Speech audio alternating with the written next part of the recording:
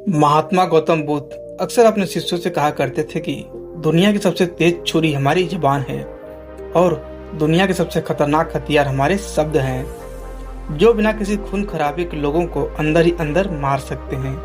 हमारे शब्द हमारी ताकत है, लेकिन ये हमारी सबसे बड़ी कमजोरी भी हो सकते हैं अगर हमें नहीं पता कि कब, कहाँ, क्या और कितना बोलना है।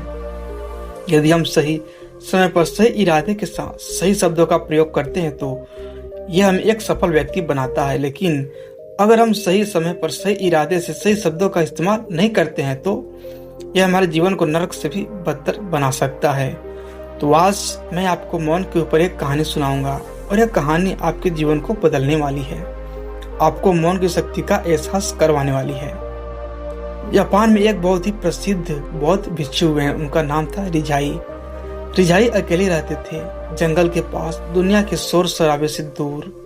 रिजाई एक बहुत ही बड़े ध्यानी और प्रबुद्ध व्यक्ति थे और इसीलिए वह पूरे जापान में बहुत प्रसिद्ध थे। एक दिन एक राजकुमार रिजाई के पास आया और बोला, प्रिय भिक्षु, मैं हमेशा थका हुआ, निराश और परेशान महसूस करता हूँ।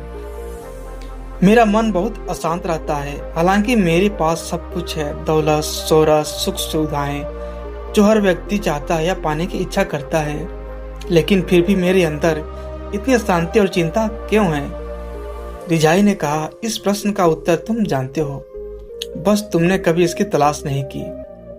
रिजाई ने आगे कहा, मैं एक प्रयोग करना चाहता हूँ, क्या तुम करना चाहोगे?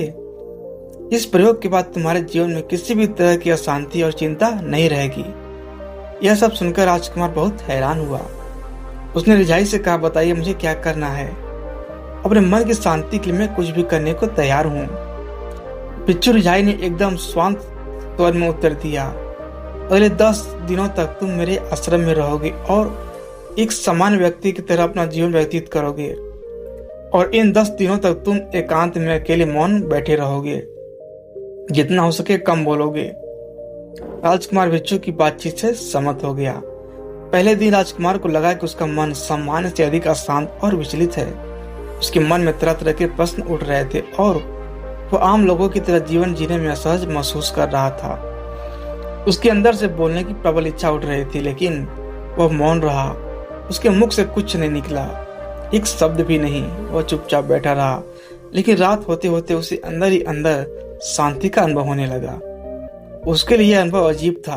वह खुद से पूछ रहा था कि वह अंदर ही अंदर खुशी क्यों महसूस कर रहा है और उसकी आंतरिक बेचैनी और चिंता कम क्यों होने लगी है।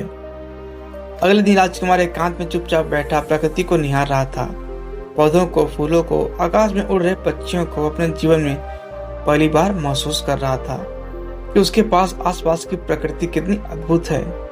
वह दिन भर प्रकृति की सुंदरता और उसकी शांति को महसूस करता रहा।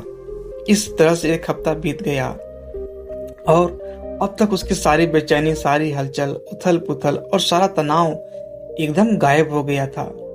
8वें दिन की सुबह राजकुमार फिर से एकांत में बैठ गया और कुछ ही मिनट में उसकी आंखें अपने आप बंद हो गईं और वह गहरे ध्यान में चला गया।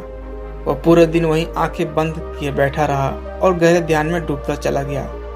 ना कोई शब्द, ना कोई चिंता। राजकुमार भीतर से असीम शांति और आनंद से भर गया। राजकुमार अपने बाकी के 2 दिन इसी तरह गहरे ध्यान में व्यतीत करने के बाद 11वें दिन रिजाई के सामने प्रस्तुत हुआ और रिजाई को प्रणाम करके बोला, प्रिय भिक्षु, मुझे उत्तर मिल गया कि मेरे मन में इतनी उथल पुथल और चिंता क्यों थी। मैं जान गया कि मेरा मन इतना शांत और विचलित क्यों था।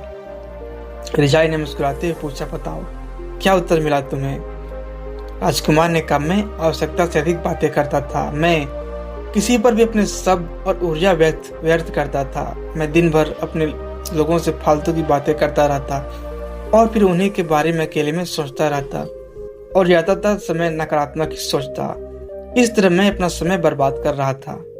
ज्यादातर बोलने और नकारात्मक सोचने की वजह से मेरा मन अशांत और बेचैन हो गया और इस वजह से मैं किसी भी चीज पर ठीक से काम नहीं कर पा रहा था, जिससे फिर मैं लगभग हर काम में असफल होने लगा और फिर इन लगातार मिलने वाली असफलताओं की वजह से मैं और भी उदास और चिड़चिड़ा हो गया और इसने मेरे जीवन को नष्ट कर दिया।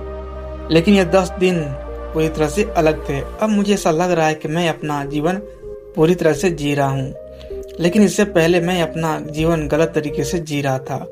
और मैंने यह भी सीखा कि हमें सिर्फ ध्यान करने की जरूरत नहीं है, ध्यान अपने आप होता है जब हम स्थिर, शांत और मौन होते हैं। ध्यान के पिछले कुछ दिनों के दौरान मैंने जो पहली चीज सीखी वो यह कि मनुष्य के जीवन की सबसे महत्वपूर्ण घटना स्वयं को जानना है। यह सुनकर रिचाई ने कहा, सिर्फ तुम ही नहीं, दुनिया में ज्यादातर लोग जरूरत से ज्यादा बोलते हैं। आज भी लोग ज्यादातर समय केवल एक दूसरे को नीचा दिखाने के लिए ही बोलते हैं। कुछ लोग ना चाहते हुए बातें करते हैं और अपना जीवन बर्बाद कर लेते हैं। रिचाई ने राजकुमार को मौन का महत्व समझाते हुए कहा, एक बार गौतम बुद्ध से उनके शिष्यों ने पूछा, प्रिय बुद्ध, आप ज्यादातर समय चुप क्यों रहते हैं? बुद्ध ने कहा, क्योंकि मौन में मैं अपने भीतर अनंत शांति की गहराइयों में होता हूँ। मौन अपने भीतर उतरने की पहली सीढ़ी है। मौन के बिना स्वयं को जानना असंभव है। स्वयं को जानने और समझने का पहला नियम है कि मौन हो जाओ। उतना ही बोलो जितना अत्यंत आवश्यक हो।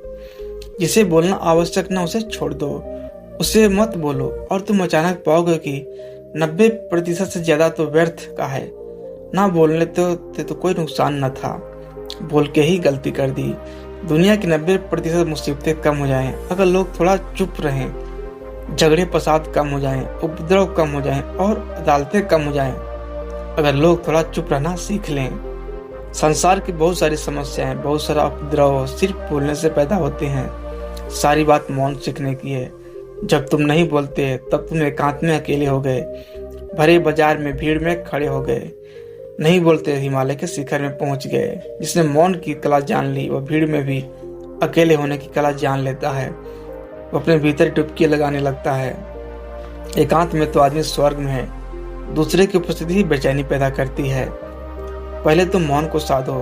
पहले तुम अपनी ऊर्जा को मौन में उतरने दो, गहराने दो मौन को, और उस स्थिति में पहुंचो कि बोलते ही लगे कि बेईमानी होगी। जब दूसरों की मौजूदगी से तुम उब जाओ, परेशान हो जाओ, तो उचित है कि आंखें बंद कर लो और अपने आप में खो जाओ।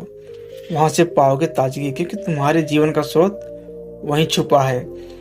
वह किसी दूसरे में नहीं, तुम्हारे भीतर है। तुम्हारी जड़ें तुम्हारे भीतर हैं। आखिर कौन तुम्हें तुम्हारे भीतर लेकर जाएगा? कोई नहीं। तुम्हें स्वयं अपने भीतर उतरना पड़ेगा, अपने भीतर, जो वहीं परम राज्य है, जीवन का वहीं स्रोत है, आनंद का वहीं से जन्म हुआ है, और वहीं मौत में डूब जाओगे। वहीं तुम्हारा सूर्य उदय हुआ है और वहीं से वस्त भी होगा। उसमें बार बार डुबकी लो। जब भी तुम डुबकी लगाकर वापस लौटोगे, वहां से तुम पाओगे फिर से ताजा हुए, फिर जीवन की नई संपदा मिली और फिर नई शक्ति का जन्म हुआ। थकान गई, उदासी गई, चिंता गई। जैसे कोई स्नान करके लौटता है तो शरीर शीतल हो जाता है, शांत हो जाता है। इसे जब कोई भीतर से होकर वापस आता है तो मौन में स्नान करके लौटता है तो समस्त अस्तित्व, समस्त व्यक्तित्व शांत और मौन हो जाता है, आनंदित हो जाता है। जब तुम आंतरिक मौन की उस प्रकाष्ठा पर पहुंच जाओगे तब तुम पाओगे कि बोलने से भी तुम्हारा मौन खंडित नहीं होता, वह बना ही रहता है। उसकी एक अंतरधारा लगातार तुम्हारे भीतर बहती रहती है। तुम बोलते तो हो लेकिन अपने से छूटते नहीं। तुम शब्द का उपयोग भी करते हो लेकिन वह तुम्हारे मौन को खंडित नहीं करता। एक बार गहरे मौन में स्थिर हो जाओ, फिर तुम्हारी वाणी में भी सुगंध आ जाएगी, फिर तुम्हारी वाणी में भी एक विशालता आ जाएगी। तुम्हारा बोलना संगीत पूर्ण होगा, तुम्हारा बोलना सत्य होगा। तुम बोलोगे तो दूसरों पर भी शीतलता छा जाएगी। जैसे ही तुम अंदर से चुप होते हो, तुम इतने शक्तिशाली होने लगते हो। समाज पर निर्भरता तुम छोड़ने लगते हो और तुम्हारे जीवन में एक मस्ती आती है जो केवल दीवानों के जीवन में होती है। तुम्हारे चेहरे पर एक नई रौनक आ जाती है। तुम्हारी आंखें किसी और ही खोज से भर जाती हैं और तुम अनंत शांति के समुद्र में डूबने लगते हो। इतना कहकर बौद्ध भिक्षु ने अपनी बात खत्म की और वो मौन में चले गए। राजकुमार भी उनका धन्यवाद कर अपने महल वापस चला गया। दोस्तों, आपने भी अनुभव किया होगा कि बहुत ज्यादा बात करने से दिमाग अशांत हो जाता है, जिससे हम अपने दिमाग पर नियंत्रण खो देते हैं और साथ ही अपना ध्यान भी खो देते हैं। जो लोग बहुत ज्यादा बोलते हैं उनके पास काम पर ध्यान केंद्रित करने की काबिलियत नहीं होती। वो अपने किसी भी लक्ष्य पर पूरी तरह से केंद्रित नहीं हो पाते, और अगर हम केंद्रित नहीं हैं तो जीवन की सच्चाई को समझ नहीं पाएंगे और ना ही कभी मनचाही सफलता हासिल कर पाएंगे। इसके अलावा भी आपने देखा होगा कि जो लोग अधिक बोलते हैं ये लोगों के बीच हंसी का पात्र बन जाते हैं, और जो लोग कम बोलते हैं और अपनी बात पर कायम रहते हैं उन्हें लोगों से सम्मान मिलता है। लोग उनकी बातों को सुनते हैं, उन पर भरोसा भी करते हैं। जो लोग जरूरत से अधिक बोलते हैं और अपने विचारों के बारे में पक्के नहीं होते, उनका दिमाग अस्थिर और विचलित रहता है, शोर से भरा रहता है, और एक अशांत दिमाग वाला व्यक्ति जीवन में किसी भी चीज में सफल नहीं हो पाता, क्योंकि वो किसी भी काम में फोकस नहीं कर पाता है। यदि किसी व्यक्ति को यह पता है कि उसे कब, कहाँ और क्या बोलना है, तो वो व्यक्ति सच में बहुत बुद्धिमान है, और ऐसा व्यक्ति जहाँ भी जाता है उसका व्यक्तित्व आकर्षण का केंद्र बन जाता है, और वह जो कुछ भी करता है उसमें सफल होता है। अगर हम किसी महान और सफल व्यक्ति के व्यक्तित्व को गहराई से देखें तो पाएंगे कि वह बहुत ही कम बोलते हैं और कम से कम शब्दों में अपनी बात को खत्म कर देते हैं। वह बोलने से पहले चीजों इसके बारे में जो बोलना है उसके बारे में गहराई से सोचते हैं। लेकिन जो लोग बहुत ज्यादा बोलते हैं कई बार वह झूठ भी बोलते हैं और अपनी बातों से दूसरों के मन और विचारों पर कचरा डालते रहते हैं। वह ज्यादातर समय दूसरों की बुराई करते रहते हैं, इसीलिए उनके आप से भी अपने भी उनसे नफरत करने लगते हैं और उनसे बचने की कोशिश करते हैं। हमारे भारतीय उपनिषदों में कहा गया है कि हमारे शब्द वास्तविक ब्रह्मा शक्ति हैं। मौन से धैर्य आता है, धैर्य से ध्यान, और ध्यान से हम अपने जीवन के बारे में जागरूक हो जाते हैं। अगर हम ज्यादा बात करते हैं तो हम मौन को खो देते हैं, जो कि मन की शांति का पहला स्तंभ है। दोस्तों, आज से हम भी मौन का अभ्यास करते हैं। आज से हम भी वही बोलेंगे जो जरूरी है, और हम कोशिश करें कम से कम शब्दों में अपनी बात को खत्म करें, और हो सके तो कोशिश करें कि रोज कम से कम 30 मिनट एकांत में चुपचाप बैठें। और मुझे पूरा विश्वास है कि इससे हम सब के अंदर एक सकारात्मक बदलाव जरूर आएगा। इसी के साथ इस वीडियो को खत्म करते हैं। मुझे उम्मीद है कि आपको इस वीडियो से काफी कुछ सीखने को मिला होगा। अगर हमारे चैनल पर नए हो तो इस चैनल को सब्सक्राइब अवश्य करें। धन्यवाद।